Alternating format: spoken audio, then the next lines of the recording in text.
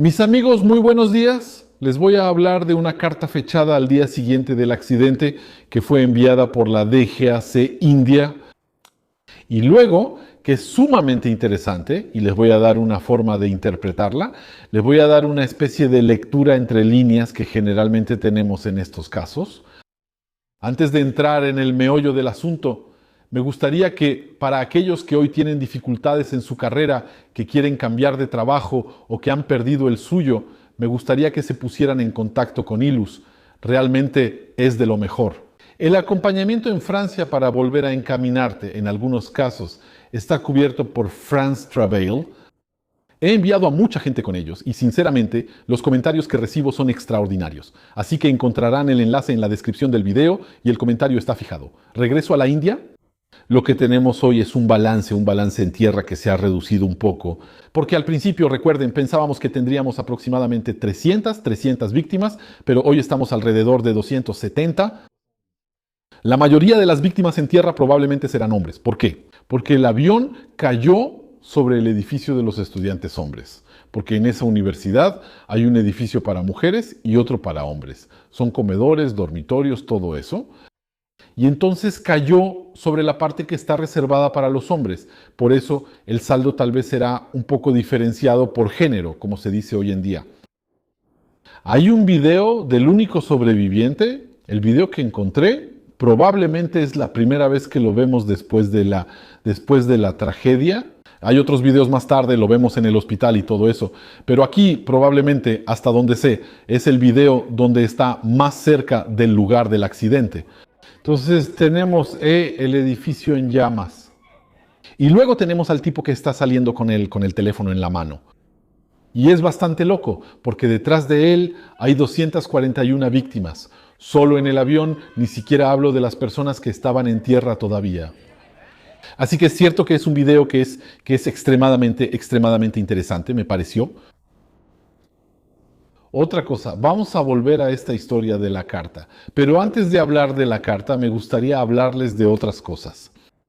Hay que saber que las compañías aéreas tienen sistemas de monitoreo en los aviones, así que en los aviones hay sistemas que envían alertas, esas alertas se envían para el mantenimiento. En realidad, es decir, a veces los mecánicos saben, desde el principio saben que va a llegar un avión, por ejemplo, en 5 horas, y saben que hay un problema con él, saben que hay algo que falló y todo eso. Los pilotos ni siquiera necesitan decírselo, los mecánicos ya lo saben porque reciben las alertas. Y eso les permite preparar las piezas, preparar a los técnicos que conocen esa pieza, etc. Y decir, bueno, pues en cuanto llegue empezamos. Entonces es un sistema como los que hay en Airbus. Creo incluso que, si no me equivoco, fue inventado por Airbus. A menos que alguien en los comentarios venga a decir, no, aldosterón, eso lo inventaron los militares o lo inventó alguien más. Entonces, en el Boeing, eso es lo que llaman una HM, es decir, monitoreo del estado de la aeronave. Entonces, utiliza el sistema ACARS o SATCOM. Entonces, el sistema ACARS, que puede usar varios medios de comunicación, incluyendo la VHF. Y luego, cuando está en lugares donde la VHF no funciona, entonces va a usar, por ejemplo, el sistema SATCOM por satélite. Incluso puede usar el Wi-Fi en los aeropuertos, así que es un sistema que tiene varios protocolos de comunicación y luego envía las alertas a la aerolínea. Si quieren un caso reciente del que voy a hablar donde este sistema jugó un papel, vean el caso de Egypter. El Airbus A320 que había despegado de Charles de Gaulle iba hacia el Cairo y que desapareció sobre el Mediterráneo, se estrelló sobre el Mediterráneo. En esos casos se tarda en encontrar las cajas negras, se tarda bastante. A veces son días, semanas, incluso meses para recuperarlas. Pero mucho antes de eso, las aerolíneas ya tienen una idea de lo que pasó. En este caso del Airbus hubo fuego. Y los ACARS, los mensajes que se recibieron a través de ACARS en la base de Egipto eran bastante explícitos. Humo en tal lugar, detección de incendio en tal lugar y todo eso. Entonces había una lista bastante aterradora de mensajes, así que la aerolínea, generalmente en el momento en que se anuncia el accidente, pues ellos van a revisar en su computadora y ya tienen alertas y saben más o menos de qué se trata, en qué temática se van a enfocar. Entonces, me gustaría que mantuvieran esa idea en mente. Entonces, el avión de Air India 161 se estrella al despegar. Bueno, Las cajas negras, se dice que fueron encontradas, de hecho fueron encontradas en el techo del edificio de oficios. El edificio que a pesar de todo parece estar, casi quiero decir, en buen estado en comparación con el impacto que recibió y con las llamas que vimos. Sí, está dañado, pero da la impresión de que podrán repararlo y en 3 meses estará funcional. En fin, volvamos a nuestra historia.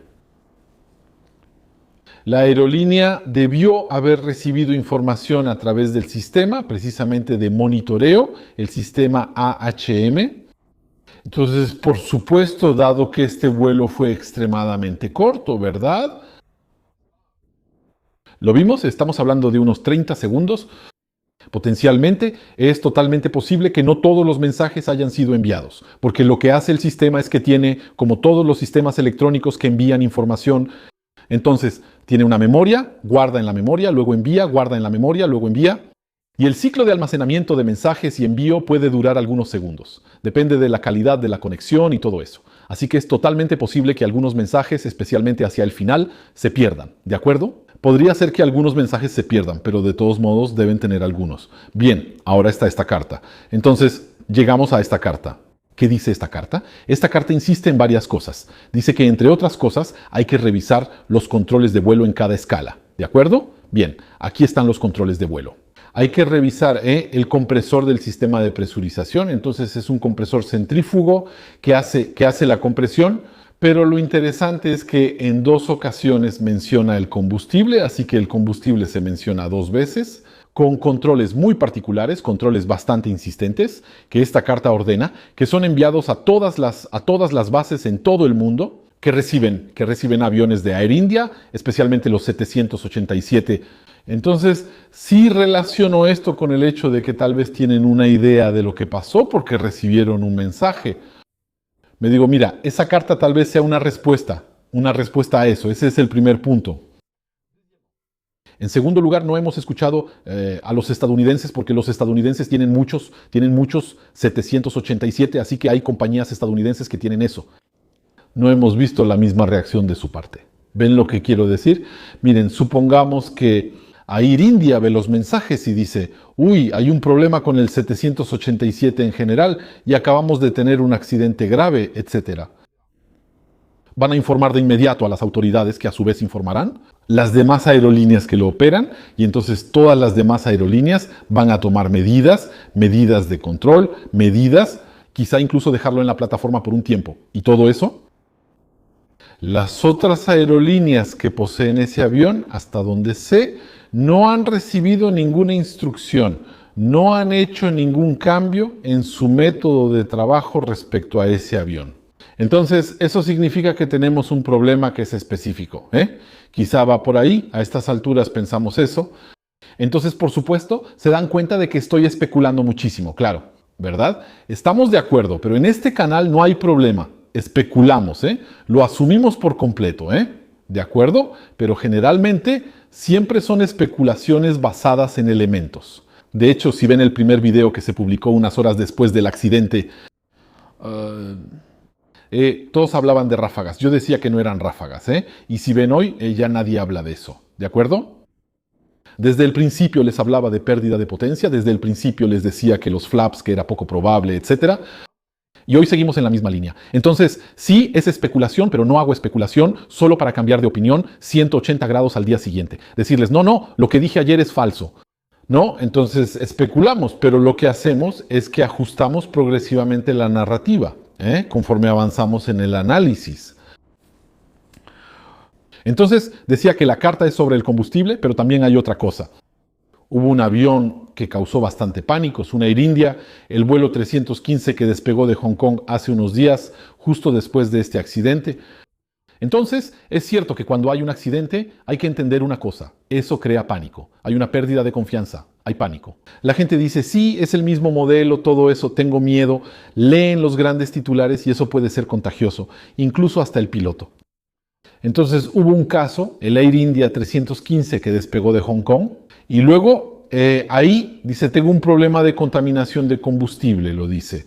Dice, tengo una alerta y el controlador pregunta, ¿qué tipo de alerta? Y él dice, tengo una alerta. Contaminación de combustible, la contaminación se detecta a nivel del filtro de combustible ¿Puede informarnos cuál es el problema de la aeronave?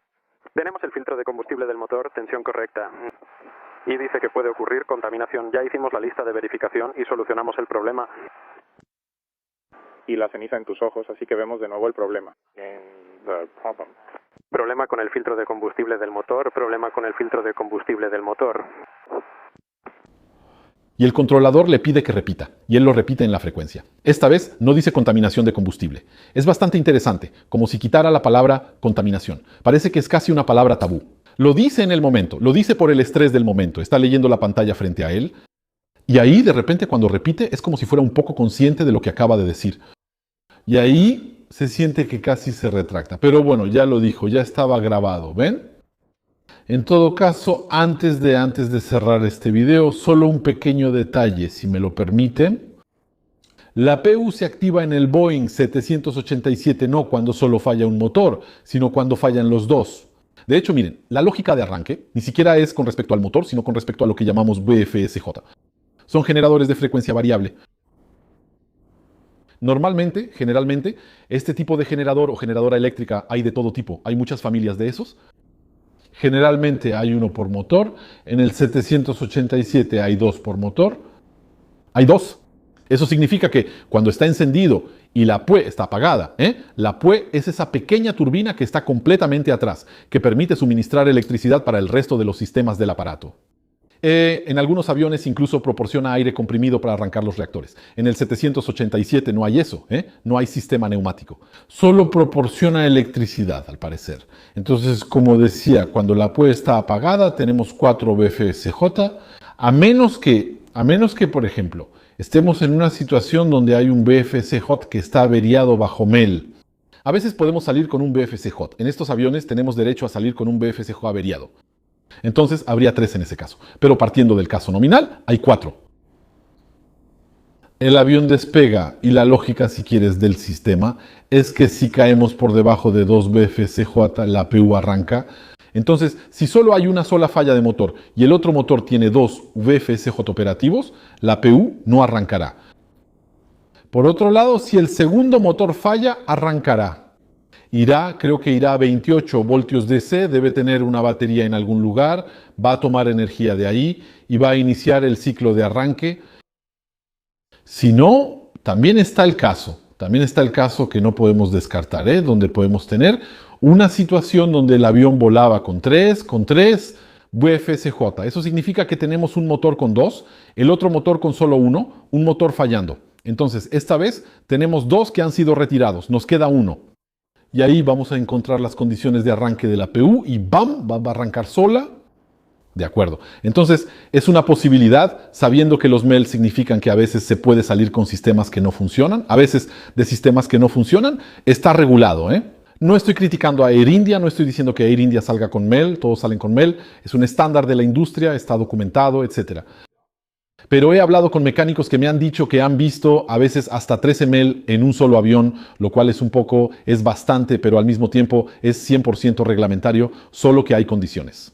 Con algunos equipos o sistemas del avión se puede despegar cuando están fallando, pero con condiciones, con restricciones. Eso significa. A veces se tiene derecho a operar el avión durante 7 días sin ese equipo, o a veces durante un mes, o a veces se tiene derecho a no tenerlo. Funcional, pero con la condición de que, por ejemplo, hay restricciones sobre las condiciones de operación, etc. Entonces, es toda una ciencia, si quieres, pero no se decide solo al azar o de manera anárquica o algo así, es solo caso por caso y está documentado y todo. Entonces, tal vez tenía 3 VFSJ y un motor que falla, bajamos a 1 y en ese momento la PU arranca. Así es. Pero en todo caso, lo que es seguro y cierto es que estamos ante una pérdida de potencia en este punto y vamos a ver a qué se debe. Contaminación de combustible, ¿por qué no? ¿Por qué no? La otra opción, por supuesto, como dije, es el problema con los programas, el software. Ya tuvimos un avión, era un Airbus A400M, tal vez debería hacer un video especial sobre eso. Hay un Airbus A400M que se estrelló al salir de la fábrica en su primer vuelo. Despega. Los motores no querían reducir la potencia, los 4 motores, el capitán reduce, lleva las palancas al ralentí y las vuelve a empujar. Cuando vuelve a empujar las palancas, 3 motores de 4 se quedan en ralentí. ¿Ve? Tres motores no quieren salir del ralentí.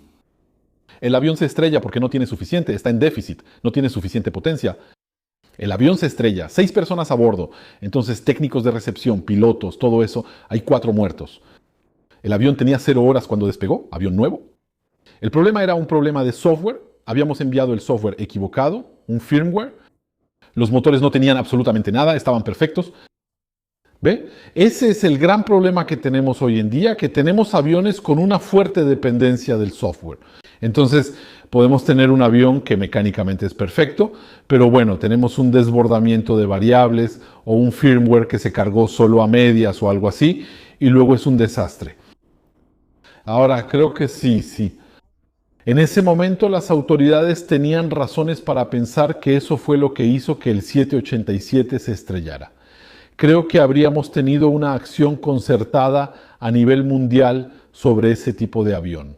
Sin embargo, esa acción en este momento no existe, por lo que nos estamos orientando hacia una problemática completamente india. En segundo lugar, están las autoridades que pidieron ver los, ¿cómo se llama? Los expedientes de formación de los pilotos, los despachadores de vuelo y todo eso.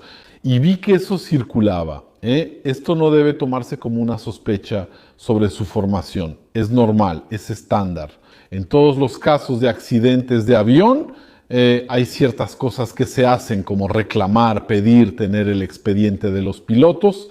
Queremos ver su experiencia, su formación, queremos ver su certificado médico, queremos ver su estado de descanso, queremos ver todo su expediente, queremos hablar con su instructor, queremos ver la última vez que pasaron por el simulador, etc. Eso es estándar, eso no significa nada, no presupone nada sobre la formación de los pilotos, ni está sugiriendo que cometieron un error o algo así. Bueno, pues ahí está, amigos, gracias por ver este video hasta aquí. Les recomiendo al socio de este canal, Kilus. Son personas que realmente son muy buenas ayudando a quienes tienen problemas en su carrera. Una vez más, si tienen un empleo y quieren cambiar o si han perdido su trabajo, ellos cubren toda Francia y están asociados con France Travel. Entonces, en muchos casos, su capacitación y su acompañamiento pueden ser cubiertos por France Travel. Gracias por haber visto este video hasta aquí y nos vemos en el próximo. Hasta muy pronto.